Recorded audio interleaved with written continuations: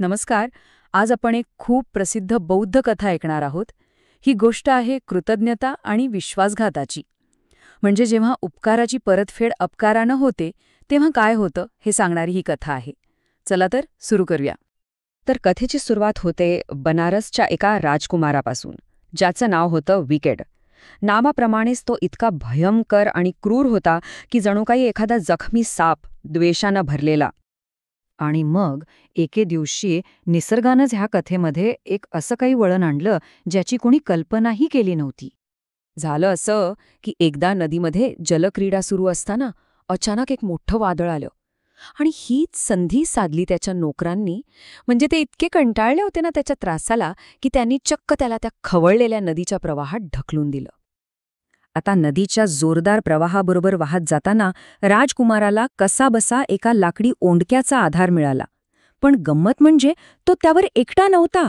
पुराच्या पाण्यामुळे एक साप, एक उंदीर आणि एक पोपटसुद्धा जीव वाचवण्यासाठी त्याच ओंडक्यावर आले होते. जेव्हा मृत्यू अगदी समोर दिसत होता तेव्हा कुठून तरी मदतीचा एक हात पुढे आला. नदीच्या काठावर एका आश्रमात बोधिसत्व राहत होते. मध्यरात्रीच्या शांततेत त्यांना कुणाच्या तरी ओरडण्याचा आवाज आला. मदतीसाठीची याचना ऐकून ते क्षणाचाही विचार न करता एका जीवाला वाचवण्यासाठी नदीच्या दिशेने धावले.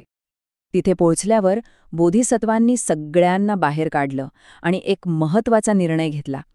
त्यांनी पाहिलं की ते प्राणी जास्त अशक्त होते, थंडीने कुडकुडत होते.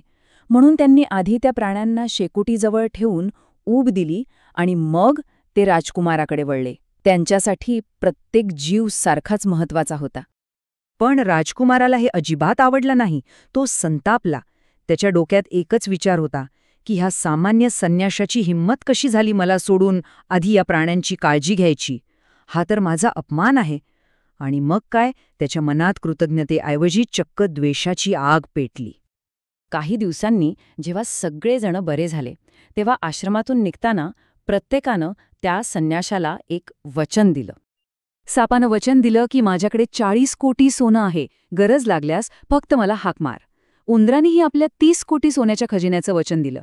पोपट म्हणाला, मी माझ्या सगळ्या जातभाईंना जमवून तुमच्यासाठी उत्तम तांदूळ गोळा करेन.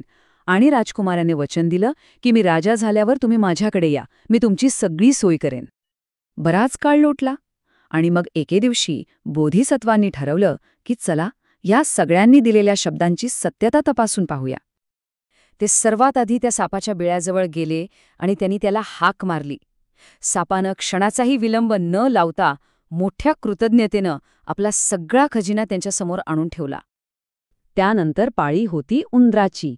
त्यानंही तसंच केलं. आपलं वचन पाळत त्यानंही आपला सगळा खजिना त्या संन्याशाच्या चरणी अर्पण केला. आणि मग पोपट, त्यानेही निराशा नाही केली.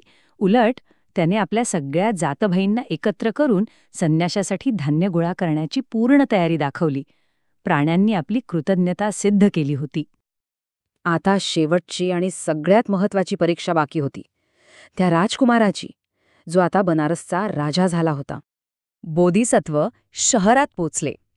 राजा आपल्या महालातून त्यांना येताना पाहतो आणि ओळखतो. पण त्याला आनंद होण्याऐवजी त्याच्या मनात तो जुना राग पुन्हा जागा होतो. राजाच्या मनात कृतज्ञतेचा लवलेशही नव्हता. उलट त्याला भीती वाटू लागली की हा संन्यासी सगळ्यांना खरं सांगेल की मी याचे प्राण वाचवले होते. म्हणून त्यानं आपल्या उपकारकर्त्यालाच संपवण्याचा निर्णय घेतला. त्यानं आपल्या सैनिकांना आज्ञा दिली की त्या संन्याशाला पकडा, शहरातल्या प्रत्येक चौकात त्याला फटके मारा आणि मग त्याचा शिरच्छेद करा. म्हणजे बघा, हा होता कृतज्ञतेचा कळस. आता बघा, सैनिक त्या संन्याशाला फटके मारत होते, पण ते अगदी शांत होते. आणि मार खाताना त्यांच्या तोंडी फक्त एकच वाक्य होतं, जे ते पुन्हा पुन्हा म्हणत होते. हे ऐकून आजूबाजूच्या लोकांचं लक्ष त्यांच्याकडे गेलं. सगळ्यांना प्रश्न पडला की हे काय बोलतायत, याचा अर्थ तरी काय.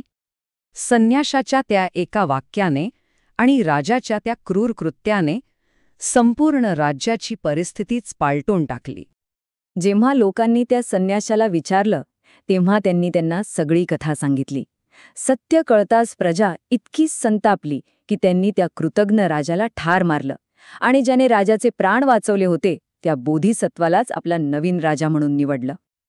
पण ही कथा इथेच संपत नाही. ह्या कथेमागे एक खूप खोल अर्थ दडलेला आहे जो तिच्या रचनेमध्ये आहे. ही आहे एक जातक कथा. आता जातक कथा म्हणजे काय, तर बुद्धांनी त्यांच्या पूर्वीच्या जन्मात घडलेले प्रसंग सांगून लोकांना शिकवण देण्यासाठी वापरलेल्या या गोष्टी आहेत. तर या कथेमधलं प्रत्येक पात्र बुद्धांच्या आयुष्यातल्या खऱ्याखुऱ्या व्यक्तींचं प्रतीक आहे. तो कृतज्ञ राजा, तो होता बुद्धांचा कट्टर प्रतिस्पर्धी देवदत्त. आणि ते प्राणी, साप म्हणजे त्यांचे प्रमुख शिष्य सारिपुत्त, उंदीर म्हणजे मोग्गल्लान आणि पोपट म्हणजे आनंद. आणि तो दयाळू संन्यासी, ते दुसरे तिसरे कोणी नसून स्वतः गौतम बुद्ध होते, त्यांच्याच एका पूर्वजन्मात. तर ही कथा आपल्याला केवळ एका राजाबद्दल सांगत नाही, तर एक खूप महत्वाचा प्रश्न विचारते की कृतज्ञतेची खरी किंमत शेवटी काय असते, याचा विचार नक्की करायला हवा.